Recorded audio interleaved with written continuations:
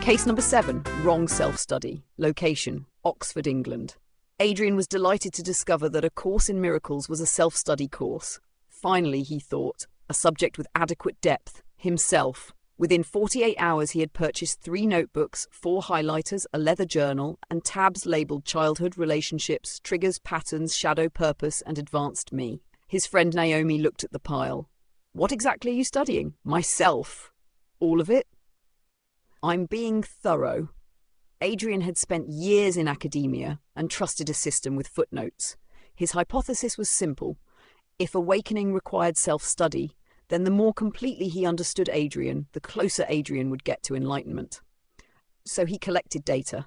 Why did Adrian interrupt people? Why did Adrian dislike being interrupted?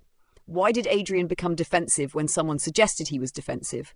He built charts. He found correlations. 3 important disappointments had happened on Thursdays. He stopped scheduling spiritual work on Thursdays. Naomi said, "Have you considered that Thursdays are innocent?" Not yet.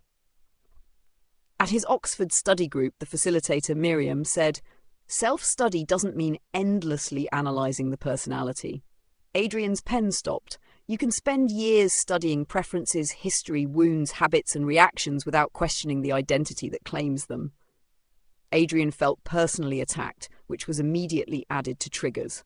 Afterward, he approached Miriam. Surely psychological insight is useful. Of course. Understanding conditioning? Yes. Patterns? Family history? Yes. Adrian relaxed. Miriam smiled. But if the course says self, which self are you assuming it means? Adrian blinked. The self. Which one? There was an uncomfortable silence. Adrian had not prepared for multiple choice. That evening, he opened a fresh page. Oh, am I? Lecturer, son, former husband, recovering perfectionist, Enneagram 5, possibly 4 under stress, morning person, cautiously mystical. He stared at the list, then wrote, but who knows these things?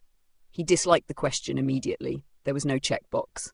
For the next week, Adrian doubled his efforts. He took 2 personality assessments. The results disagreed. He consulted his attachment style and birth chart. Naomi found him at the kitchen table.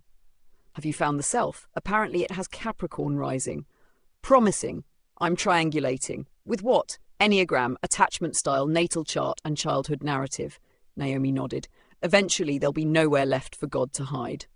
On Sunday, Miriam asked everyone to spend 10 minutes in silence without trying to solve themselves. Adrian raised his hand.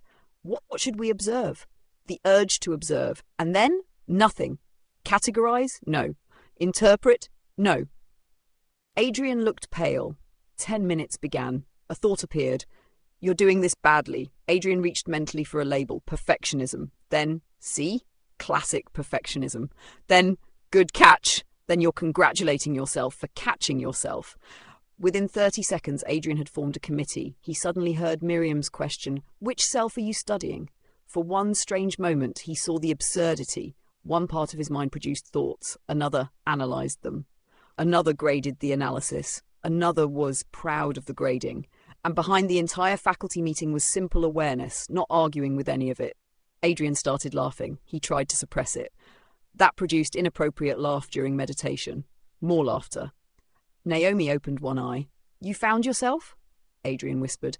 I found the department. Afterward, Miriam asked what happened. I think I've turned awakening into a research project. Useful discovery. I assumed the personality was both the student and the subject.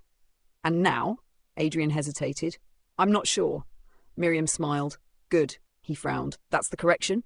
It's a start. Walking home through Oxford, Adrian's mind narrated everything. He noticed. For once, he didn't take notes.